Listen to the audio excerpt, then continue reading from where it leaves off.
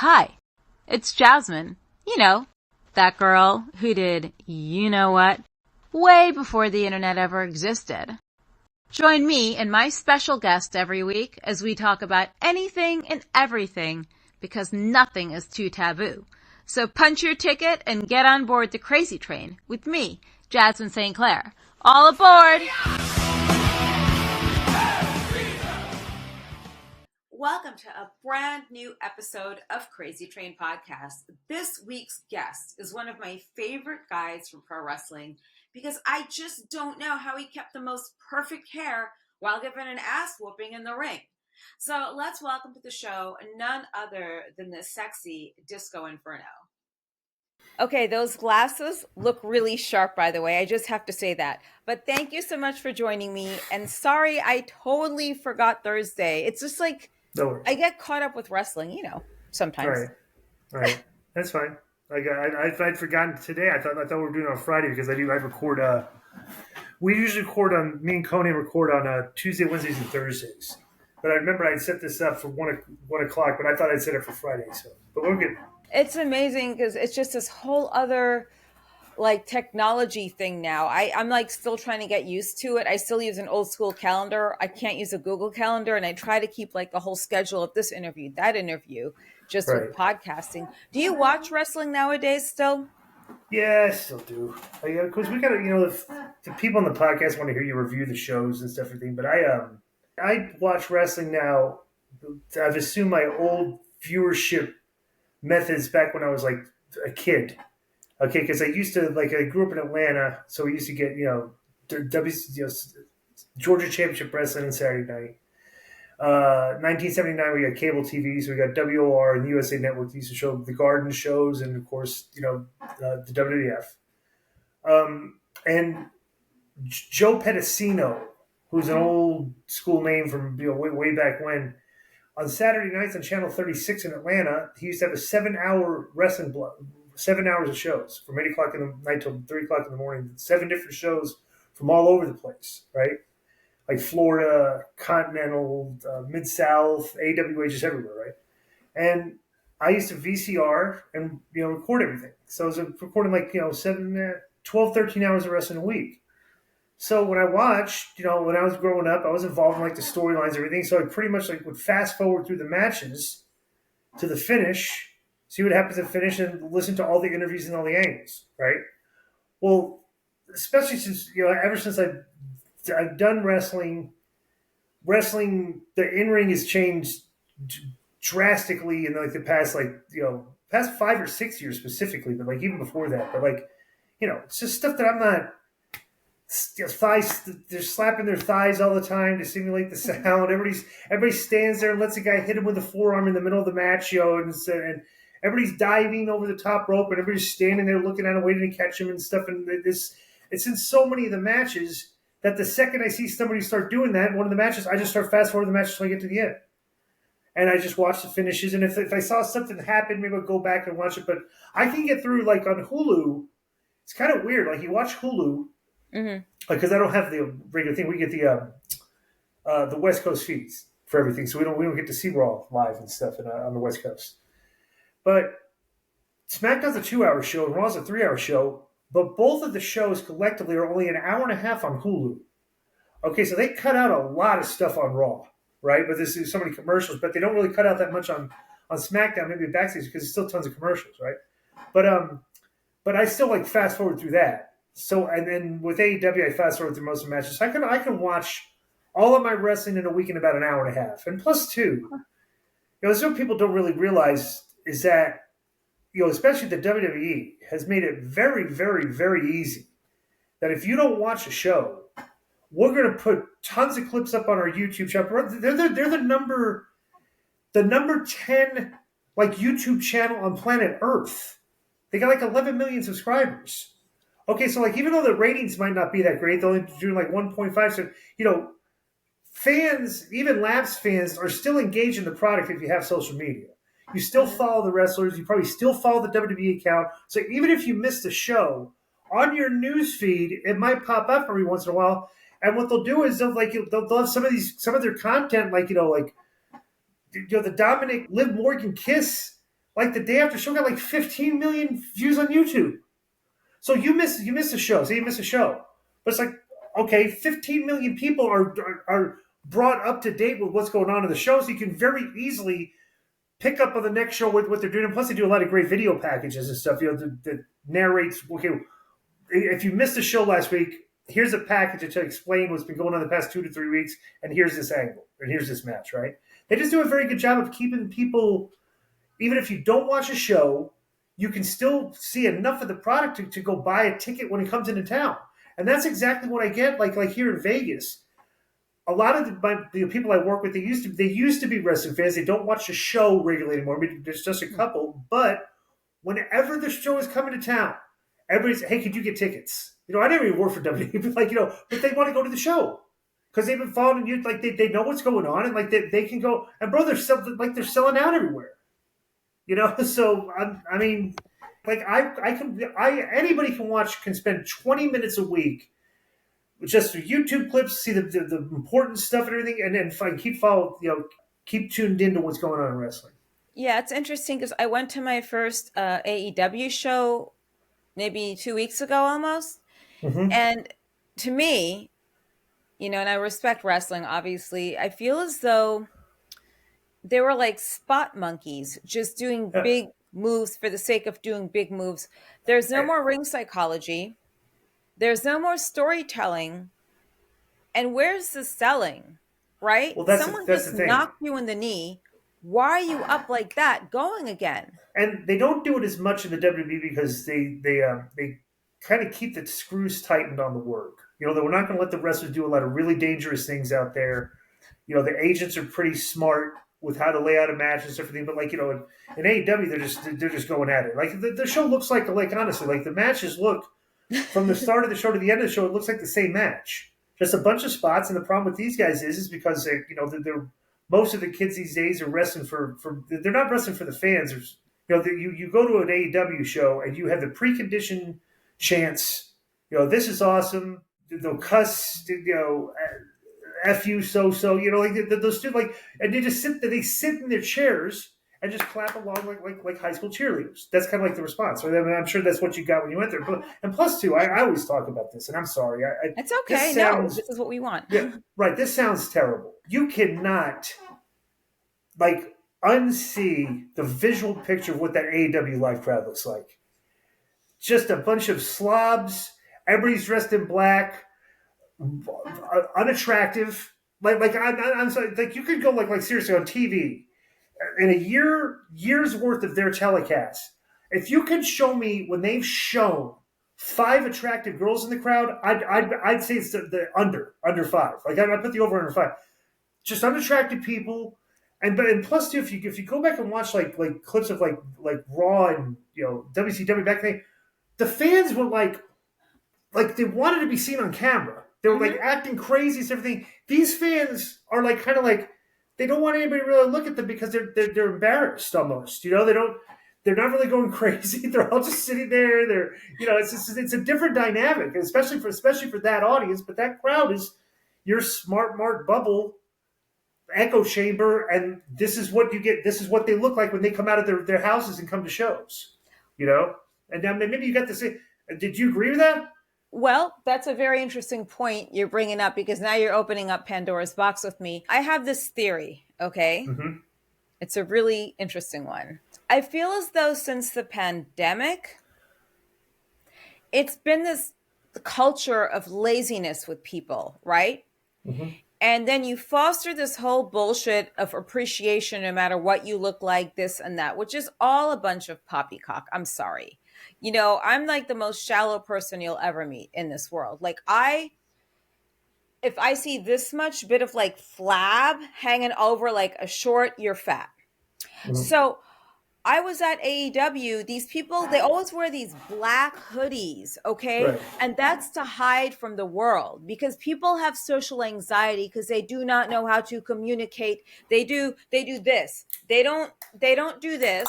When I lived in Europe, I would meet my friends 3 or 4 times a week to actually sit down and have coffee, sit, communicate. So when they sit there, it's the same thing because they're not confident in themselves because they have that already instilled. You know, you shouldn't be standing up. You know, you shouldn't be wearing some of the shit you're wearing. But I did notice this. I know it's a very cruel thing to say, but it's true. Then you go out on a Friday night. Why do girls like not do their hair anymore? Why do they like wear slippers? Why do a lot of these people go out like they're bums? That's the thing. The AEW, like they don't dress for work.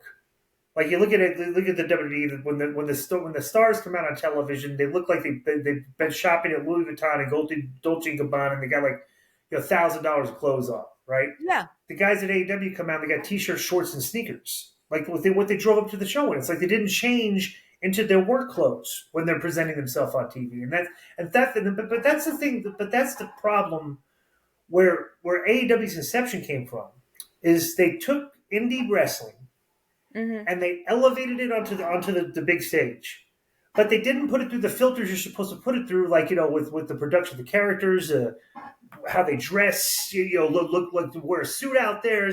They just like do dress like they do with the indie shows. We just go out in your street clothes because like indie wrestlers don't have a lot of money, they can't really afford nice clothes and stuff like that. They spend all their money on their outfits and stuff and some of their gear isn't even that good looking, and they just present themselves like that on TV, and like that fan base was like fine with it, because you look at the crowd, they're like dressed like them, like they're living vicariously through the people on TV. It's like, oh, I look like that guy, So and it's like, and people wonder like why. Why is AEW drawing half the numbers of it? It's the eye test is very important. Oh, One yeah. show looks like it's got a multi-billion-dollar company. The other show looks like an indie company where the billionaire had a bunch of money, bought a cool set, and to put him out there. There's not like 400 people in the crowd. There's 4,000. But it's still the same crowd of like the type of people you see at the indie. Like I don't work indie shows anymore. It's been years, but maybe you work some indie shows. Like you see the crowd. It's just these are not people that would be spending their money coming to Vegas, going to Cirque du Soleil and spend $125 on tickets. They're spending $20 to go see an independent wrestling show on a Friday night. That's the crowd that they've drawn, and in the big picture, that's fine. They have their nice little niche audience. Like everybody, Meltzer can talk it up, and the dirt sheet guys can put it over. But like you're not going to draw from any bigger group outside that bubble. It's just very difficult to engage, like with that audience. Like you said, you went to a show. It's like, I felt overimpressed. It's not a pretty crowd. It's just like, well, could you imagine? Like, and plus, it looks completely different than the WWE crowd. Like the WWE crowd, there's more color in the audience. Everybody's not wearing black. They have different types of merchandise and stuff. So it's just two different dynamics. But it's hard to it's hard to not unsee. And I'm very big on the eye test. And like I like watching sports, and stuff. So like my attention span with wrestling right now is like I'm a pretty good gauge, because when I'm interested in the show is when the ratings are usually good. When the ratings are bad, I'm fast forwarding through most of the stuff, and that's one of the things like I've always thought about these dirt sheet guys that just bothers me is they, like we had Dave Meltzer on our show years ago. He doesn't do our show anymore. Dave never does anybody that disagrees with him on anything. He won't do a show with him, right? The matches are not as important as people think they are. Because like that's the fakest thing about professional wrestling is the work, especially these days. And like if you want to focus on the work, that's fine. You're focusing like these people, regardless of how good you think the work is and everything, they're going to still look like they're not fighting for real, right? The realest thing is the promos. That's as real as you can be, because you're speaking and stuff. So feeding into that, that like the matches and the work, and you just have a whole bunch of people feeding into that, and it just creates like a product that a lot of people are not going to be interested in. In the year 2024, not a lot of people are going to be interested in watching fake fighting.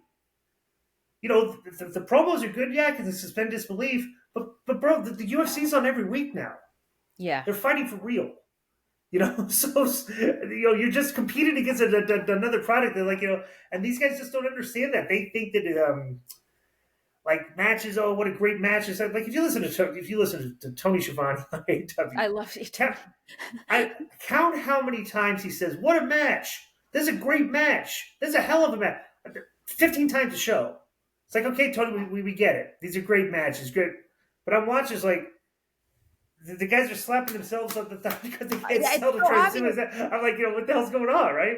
You see them do it too in the ring. It's like, bro, I dare you to do it, because I work with death matches for the past 2.5 years, like with weapons and blood and the real shit. So I go there. I'm like, what are you doing? And the funny thing is, like, the dark side of the ring people, they've called me a few times to do some of their shows, right? And I'm like, I don't.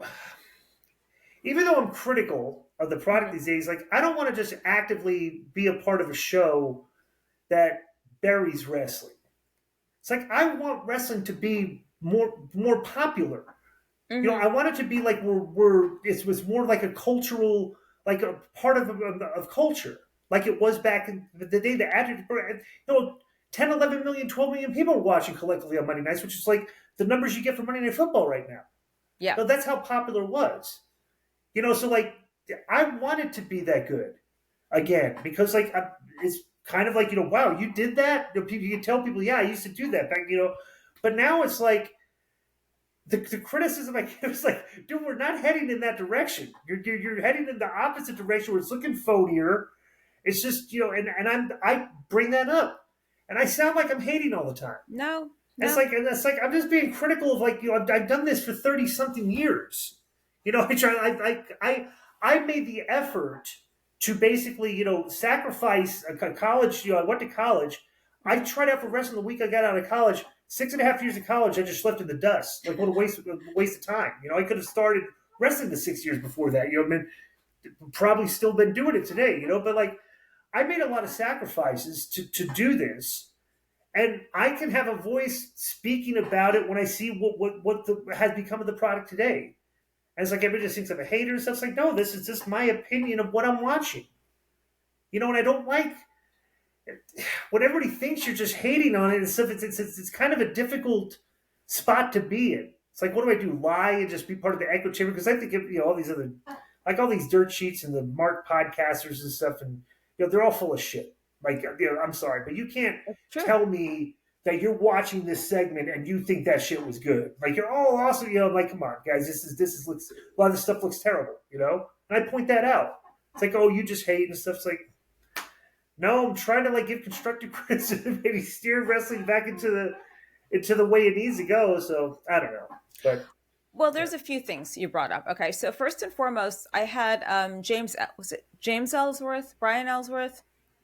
James Ellsworth. Yep, he was on, and he said something very true. So when I grew up watching wrestling, right? Like, I loved Miss Elizabeth and I loved Sherry Martel. Those were my idols. So these guys, first of all, like, I was at the gym, and I go to a nice gym too. Like, it's where do you live? California. So I'm getting out of here though. You fucking Gavin Newsom, go fucking suck a dick. So with these people, at the gym, one of them said he was a wrestler. I'm like, you look like a shrub from a coffee shop in Silver Lake that's a starving actor. Where do you wrestle exactly? He said AEW. I forgot what his name was, but I saw him on the show. People pay to watch people that are cooler than them, right? That look like superstars. Yeah. And I feel as though that whole thing is gone now. They don't work on star quality, which equates to, staying longer, or like you have a staying power of some type. Like, these people just come in and out. You can't really remember them. Then when I was working for one specific company for nearly 3 years. Then I went to Japan. I've been working there, but I was managing deathmatch wrestlers. So I still do. But the only other person I saw dressed nice in the locker room that had nice things was Juventud Guerrera.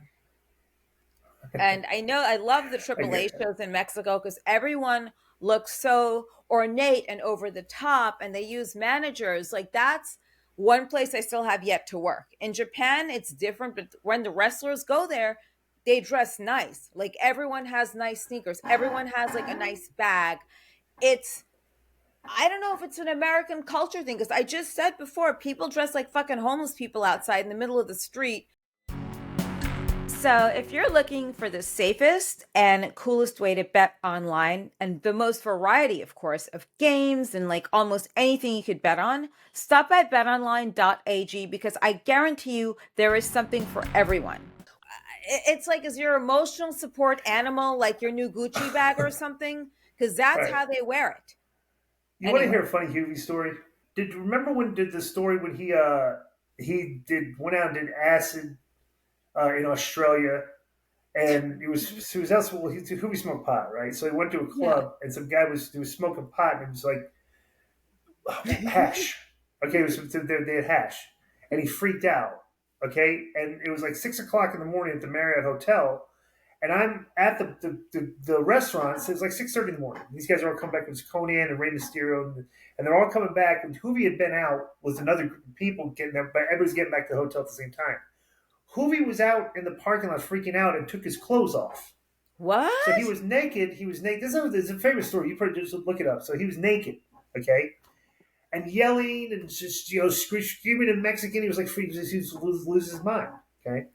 And this is like we're at the Marriott Hotel in the restaurant, but the restaurant there's all this is the porch he's on outside the restaurant, so the old ladies are like, look at this, is freaking out. So the cops show up, okay, and the cops, because he was on like hash, which made you whatever, the cops like finally tackled him to the ground, and like Huey had like superhuman strength and like flipped one of the cops off him, and it took like 5 cops to hold him down, and they pinned him on the ground, and he's screaming, and then they arrested him. Okay, so he went to jail, and they were going to send him back home and stuff. But we had I think it was me and Chris Canyon.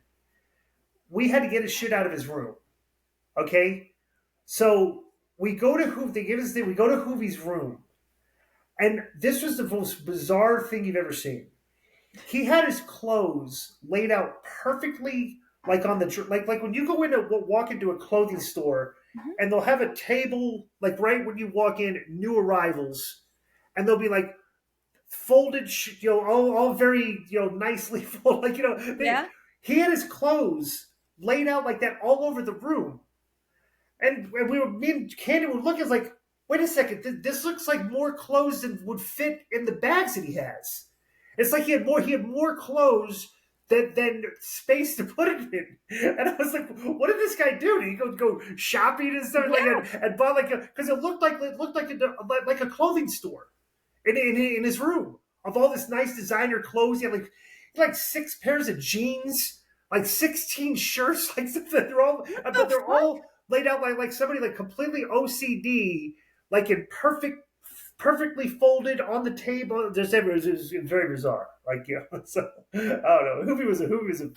Well, we can tell Hoovy stories all day long. That's something else, because that yeah. scarf he had, because we had the same scarf, but the one he had, I remember, was only made for like, it was only X amount they made that year. It was a Gucci or something like that. I'm like, how is this guy like getting this shit? Like, what the hell? Is he like shopping? Yeah. I mean, I can't imagine what his house looked like. He must have like 700 pieces of clothing. So I don't know. I want to go there now. Now I want to get booked in Mexico on a show. Well, this is in Australia. Go to Hoovy's house, huh? Oh, you'll go to Australia. Go to Mexico. Yeah, I can see him in Mexico, right? I think he lives here. Yeah, I'm going to find out, because I want to go to his closet. I'm going to message him. I'll say, by the way, where do you live? I want to go to your closet and look through your closet. Do you have stuff you don't want anymore? Like in handbags or whatever. That's something else. That's now getting back, Hoovy. With wrestling also, I feel as though too many girls. Okay, this is horrible. This might sound misogynistic, because I'm known to sound extremely misogynistic. I miss seeing female managers. Okay, not every girl wants to wrestle. There are ones that do, but I feel as though there's this point where it's just so overdone with female matches, like every other match, this match, that match. I had this chat with Dave Penzer a few years back, and I got some backlash for it as well. Because with some of the managers I see on the indie circuit, they don't get it. Like, you're supposed to kind of like put the guy, you're not there to put yourself over, right?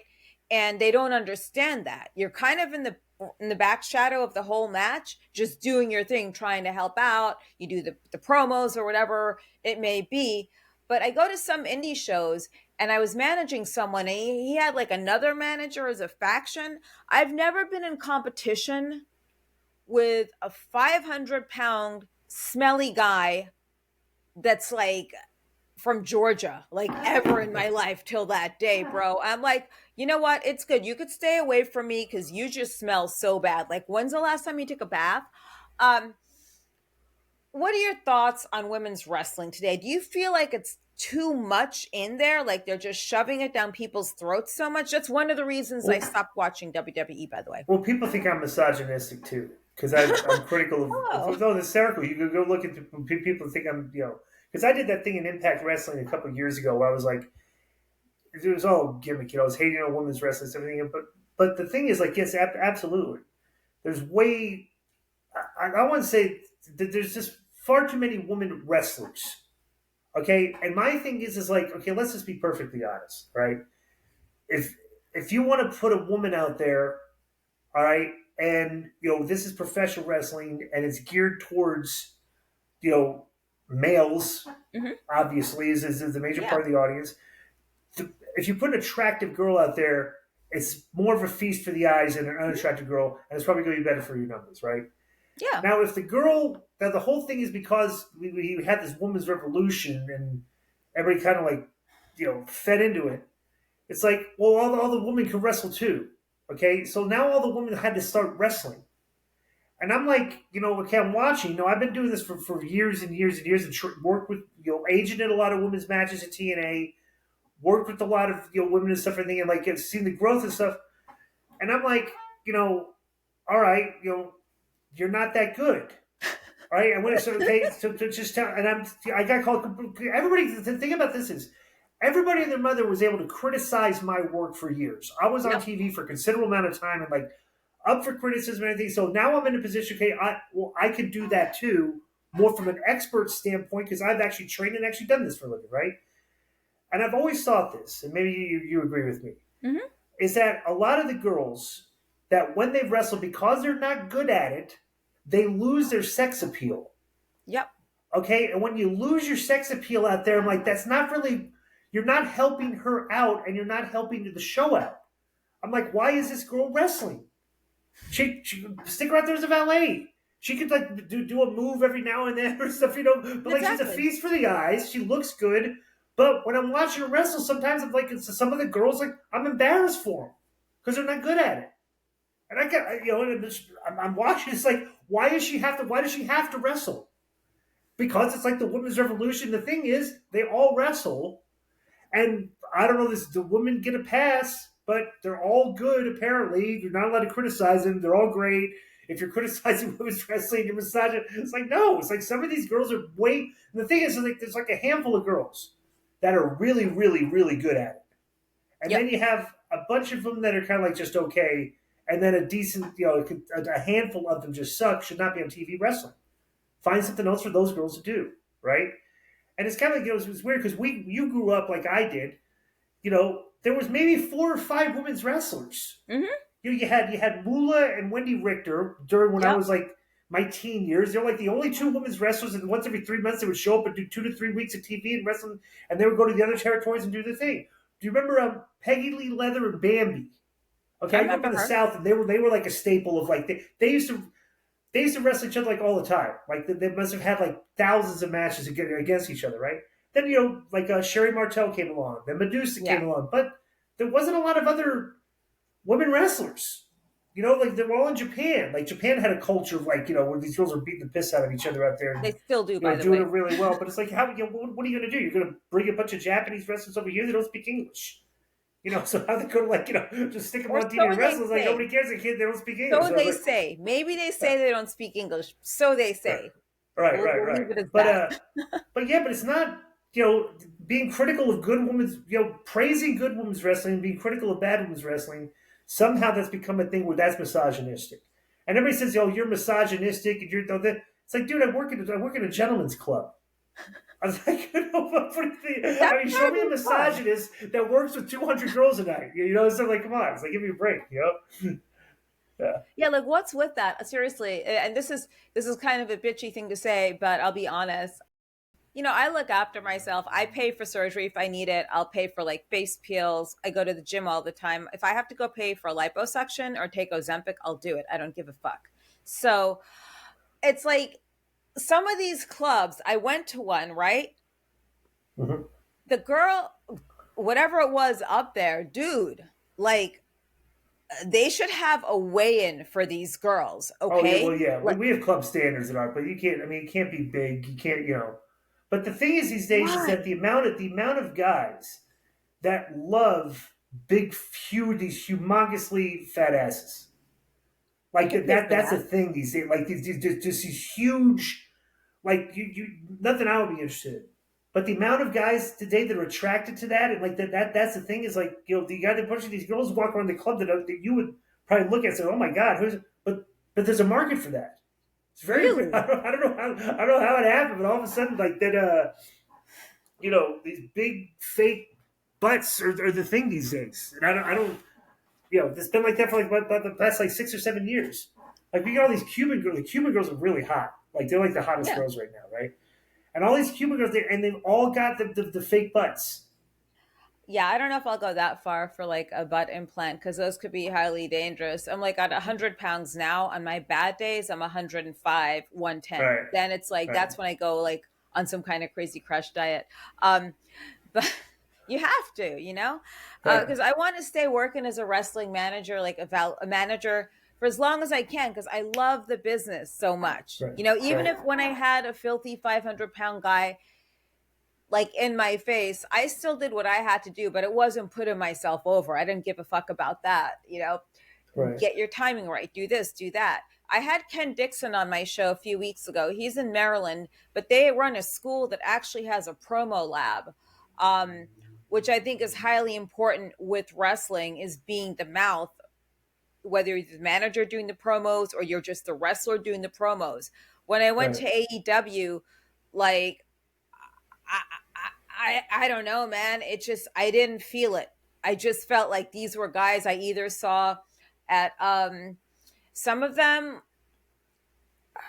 I just they sound like they could be rappers or something, or just I don't know. It just wasn't. It Well, wasn't well, good. Like Prince Nana did the promos. I like him, and I remember when he was a heavy kid wrestling on the indie scene because he worked for me Prince before. Nana was. Prince Nana is a manager there. I I know, actually but wanted I to. know who he is. But Yeah, he used to be like a heavy kid that used to wrestle.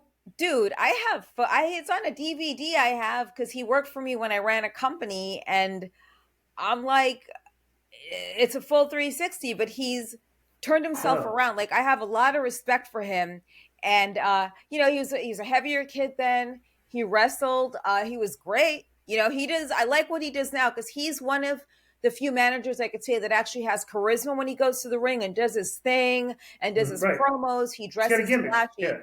If you could do, that's one thing that I always got by on is like, you can be popular in professional wrestling if you can, if a fan can imitate what you do. Yeah. Like if you have like identifiable characteristics about you that a fan can imitate, then you're gonna, like you can sit there like two kids, could be fighting in their backyard and on a couple mattresses, right? And one of Yeah. the kids could be doing the ooh yeah and stuff and thing, and one of the kids could be doing the disco dance, and you could just watch and say, oh, that one kid's doing the Disco Inferno, the other kid's doing Randy Savage, like they're impersonating them, right? If you don't have anything a fan can impersonate, it's like, how you don't really have a gimmick. Like all the people that grew up, like that have personatable gimmicks. Like the Iron Sheik had the voice that then everybody could repeat. Oh baby, you just do like you do he just do things that, like, you say that's the Sheik. Like, I just, guys, wrestlers these days, like, how many of them have that? Like the Daniel Garcia kid, he was just like a wrestler, and it was like, oh, this guy's going to be great, and he was basically not over at all until he started doing his dance thing. Now he's over huge because you have a gimmick that everybody can imitate. We can imitate you. And that's what you need. To get by, to be remembered is like, But other guys just go out there, they wrestle. They need 25 minutes to have a great match so they can kick out of 900 things and stuff.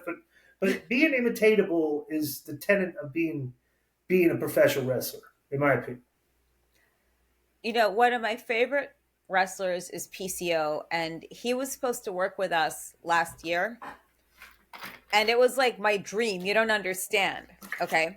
Because part of my gimmick, I've had a Singapore cane for the past 2.5 years. My dream, my wet dream, was to cane PCO. That's all it was, just to work a match with him. He had a staph infection and couldn't make it. But I think he's got a great character. Like, I see a lot of good things that Impact now, because I've been watching the product a lot more. So hopefully they grow, and maybe it's some kind of, competition for some kind of, like, an alternative to watch to WWE, but who knows? I like your gimmick, by the way, that you had, Disco Inferno. How did you come up with that? Me and Raven were basically brainstorming on gimmicks. He had a tape of a guy called Dr. Johnny Fever back in Calgary that was doing a disco gimmick, but all the guy did was have the white suit on, just like a white jacket. And he would come out there and just sing. But the guy did the gimmick for like a month and then quit doing it. So then we're like, okay, I could do that. And then what would my name be? Then he's like Disco Inferno. And that was that easy. And then I said, okay, well, I was a fan of the Honky Tonk Man.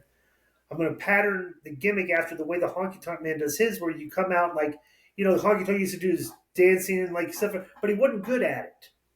He was like, he like thought he was like really something. So that's what my gimmick was going to be. The guy that like thinks he's like the really good disco dancer, but just come out there and do a bunch of goofy moves, and that's the gimmick. It just patterned after like the way the Honky did his. But it was Raven's. It was Raven and me came up with it. It was mostly him because he had the tape of the guy that he showed me. Me and Raven used to come with like even Raven going through gimmicks. He wanted to do a Pauly Shore gimmick back in the day. We have tapes. We have so many embarrassing tapes of gimmicks that we tried on VCR that would just be hysterical today. Like he was in the Pauly Shore going, "Ow, buddy!" He has a tape of him doing that. So it's like, it was hysterical. I forgot. Yeah, I mean, he's another good one. He has a really good mind for the business. Raven, that is. And, right. I haven't had a chance to catch up with him in quite some time. Is there anything, like, did you ever have a really bad moment in WCW? Like, what would you say would be one of your, like, low points and high points? Never really had any really super low points because I was like, I was always living a dream. My high points are like back in like when I was a TV champion and we were doing good business and we're sold out and working with my friends and stuff. Like that would probably be the high point. But I didn't really have any low points that got me depressed or anything, or just I just always loved doing it. Like the one thing that I always ever since I started, right, I never got nervous in front of the crowd. Like the first time I wrestled in front of a crowd, I never got nervous. I would get less nervous the bigger the crowds were, which is weird because but the thing is with smaller crowds, you can hear specific things from fans that might get in your head. Yeah. When you have a big, huge crowd, it's just the energy of the noise and stuff. But I always thrived in front of really big crowds. I just felt comfortable. And I never was worried about screwing up a move. I didn't have this funny too because these days wrestling, there's so many botches in the matches. Mm-hmm. I'm like it's just like you can just see like every week on TV to stay in. If you botched a move, maybe you remember this. Back in the day, like the ECW locker room, I'm sure had a lot of ball busting. If you botched a move out there, you were scared to go back in the locker room because you knew your friends would just be busting your balls, making fun of you. Yeah. So that was Today it's like the wrestling the locker room's like one big happy family. They don't even care. You can go ahead and botch a move because back in if I botched a move, like I was walking to the curtain and I knew Conan, Kidman, Raven, the Jarrett, these guys would all be there. Just couldn't wait to make fun of me for like botching a move. And I only had like a handful of them my entire career, but it's kind of like a different attitude these days. Like you just see people goofing up all the time on TV. It's like, how are these guys still in? Because you were worried you're going to get taken off TV if you botched, if you missed enough spots out there. Because there was a lot of competition. Like if you were a guy that missed spots in your matches every week, the bookers would be like, you wouldn't be on TV for 3 or 4 weeks maybe. They might take you off TV because they don't want you botching spots. These days, it's like it's nothing. Hey, so are you looking to spice things up in the bedroom? If you want to have a threesome with you, me, and Adam and Eve, go ahead on adamandeve.com. And if you put in the code Krazy Train, that's crazy with a K, you can get up to 50% off of most items and 10 free goodies. That's right. Go to adamandeve.com and put in the code Krazy Train, crazy with a K, and you can get up to 50% off of certain items and most of all, those 10 free gifts. You can give it to your wife, your girlfriend, whoever. Well, it's also the temperature that we're in, the climate of where you have to be really careful. And I'm going to say this word. I know I'm not supposed to, but I'll do it anyway.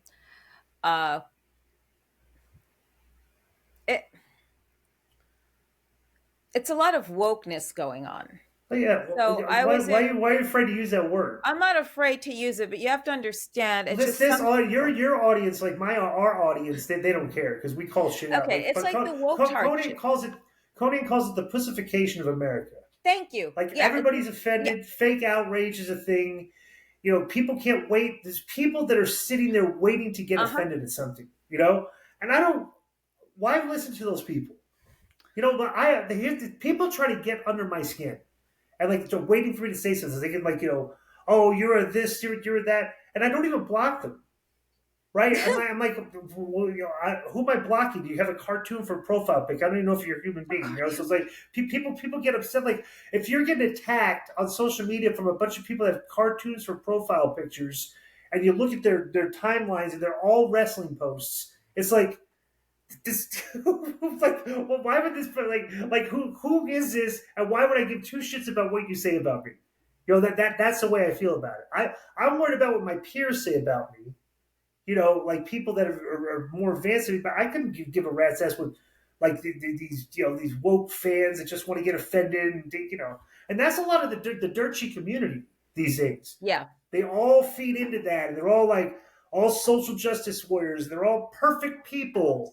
Like, you know, they're they're always pointing out where there's misogyny and racism and stuff like that, where they think it is. You know, if there's if there's a nibble of it, that they're going to say, well, let's throw that and throw gasoline in the fire and make it a bigger deal than it is. And it's like, come on, it's like if you're doing that all day, it's like, why is anybody going to listen to you?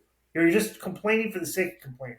And I don't give a rat's ass about those type of people. You know? It's like what Brian Kendrick said to me a few months ago. It's like people go out there, and I think the pandemic brought this this whole thing about. Like people go out there looking for something to bring up on someone, to say something about someone, because everyone wants their spot, right? Like same thing with Joey Ryan. Like I'm really dubious.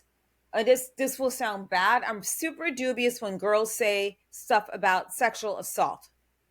Okay, only because I've seen it from other parts and other ends, and there's always some other bigger picture. I'm sorry. You know, I would have fucking blown Weinstein. I would have taken that shot.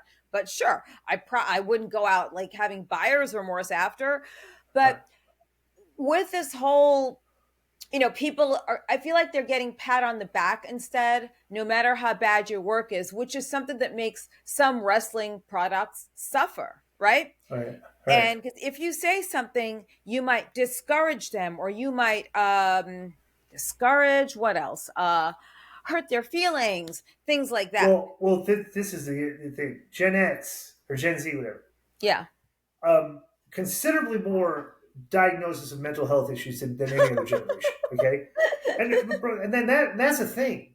Okay, that they're getting supposedly diagnosed with mental health issues, and I think what they do is they use it as a weapon to kind of like shield them from criticism or something. So you can't, because they got don't pick on that person because they have mental health issues. And my thing is like, okay, so why are they on social media? Like, this is the last thing you need. If you have a mental health issue, don't go on social media and try to police everybody of what they can and can't say about things and about you. Just don't engage in it. It's like if you don't want to if you're here, like you live in a high crime neighborhood, okay, and you go outside and walk down the streets and go around and you don't have a weapon on you, okay, to protect yourself, and you get beat up or shot, it's like, okay, that was kind of like, you know, you knew where you were going. You kind of share a little bit of responsibility in that. If you can't handle that, stay in the house. Yeah. would be like the common sense way to deal with stuff like that. But these days is everybody's complaining. They have to. This person's got mental health. The fans, like wrestlers today, are complaining about fan treatment of them. What do you mean fan treatment? Like Try with fucking fans dealing saying with things at message shows or saying things at shows. Oh, It's like, God. dude, I had 10,000 people at a show one time do a faggot chant at me. Okay. Because I was doing the disco faggot, faggot, faggot. Like I came back to the curtain afterwards, and we were all cracking up about it. I'm saying, like, imagine that happening today. What would happen today if an entire crowd of people were chanting homophobic slurs at a wrestler? It would just be complete outrage and stuff like, oh my God, something. But like 20-something years ago, we just laughed at stuff like that. Well, and that's what's happening right now. They'll break down. Stuff, politically incorrect stuff that we could laugh at in the past. Now all of a sudden you can't even bring it up, and people are going back 20 years to see how you act and try to make you pay for it today, which is just I'm not co-signing that. It's like, give me a break, It's like I said some we all did shitty things 20-something years ago, and nobody cared back then. So you want to fast forward 20 years now and say, the stuff we did back then, and now all of a sudden you're offended at? Well, the people back then didn't care about it. 20 years from now, this whole thing may flip, and people may be getting outraged that people were showing fake outrage. And wondering, like, how were people such snowflakes back in the day? Like, they might look at that like that, but that might be the thing that people are making fun of 20 years from now. So I don't know. Everything's changed, so but we'll see. But I still, I say things I'm not supposed to in public to people. I don't really give a shit. It might be, example, the gym once again. It's, you could tell who has this whole victim card going on. It's like people have a victim card and they always want to one-up each other. Yes. To all this stuff. Yep. And I told the guy at the gym, I said, look, I get it's June and it's your month, but don't get a fucking attitude with me over something. Yeah. Well, don't be a little bitch.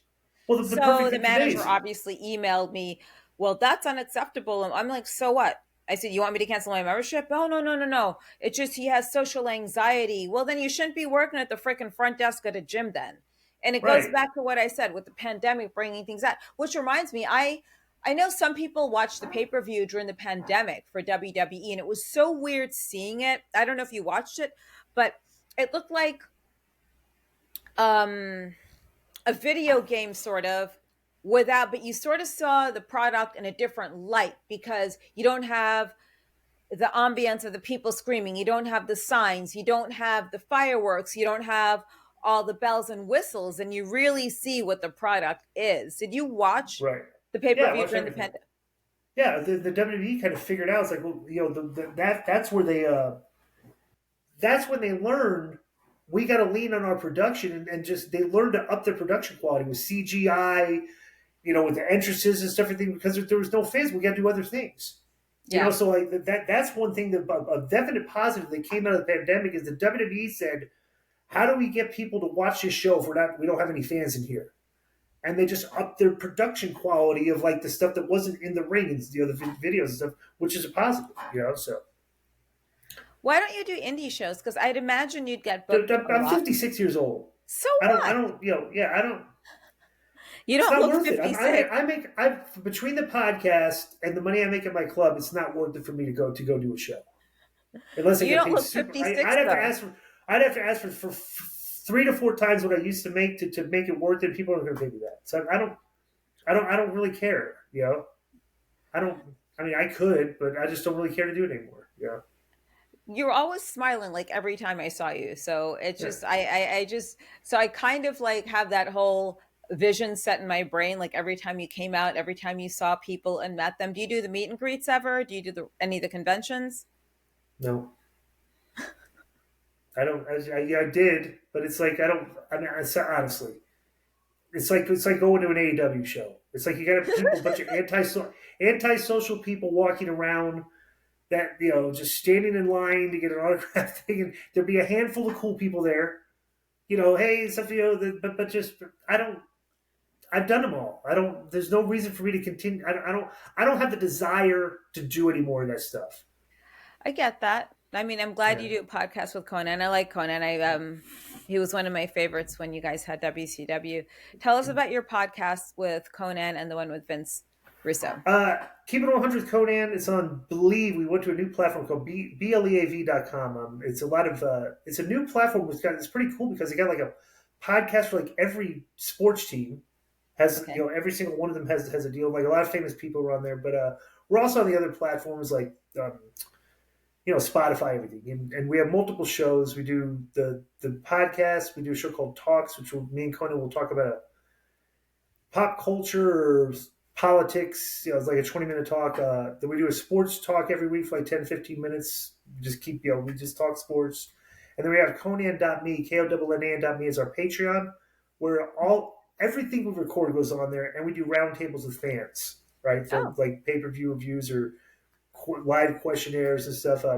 But we record like 5.5 to 6 hours a week, and all that will go on our Patreon, like everything, ad free. I also do a show with Vince Russo called Time Out. It's on the RussoBrand.com, his platform. Same thing. We talk about anything. It's just me and him for 30 minutes.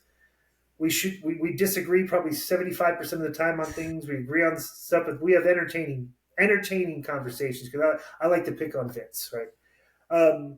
And also, if you want to come, if you're in Vegas, you want to come see me at the club that I work at. It's a Sapphire Gentlemen's Club, and if you dial 702-869-0003 and mention my name and mention the podcast, we'll send a limo to pick you up for free, get you in for free, get your free drink. Save us about $125. How about that?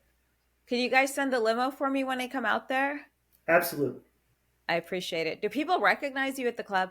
Yeah, fans come and see me. They'll come in the back. We do a funny thing where I talk about like there's a protocol. If you want to come talk to me, you got to give me a $20 handshake.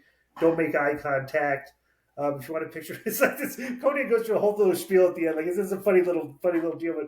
But you can ask me a question, and if it's a good question, you can ask me another question. You can talk to me for 2 minutes. It's just like a funny thing. But I'm very fan friendly. I've always if you can find a fan that's had a negative experience with me, I mean, you can probably count them on one or two fingers. I mean, I'm very cool with fans because I've always thought this is the way I was.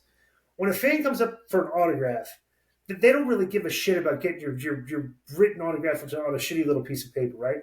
Mm-hmm. The autograph is an invitation for them to come into your space and engage with you, right? They probably want to have a conversation. So what I would like be fans that I'd start off a conversation with them. Who's your favorite wrestler? Why?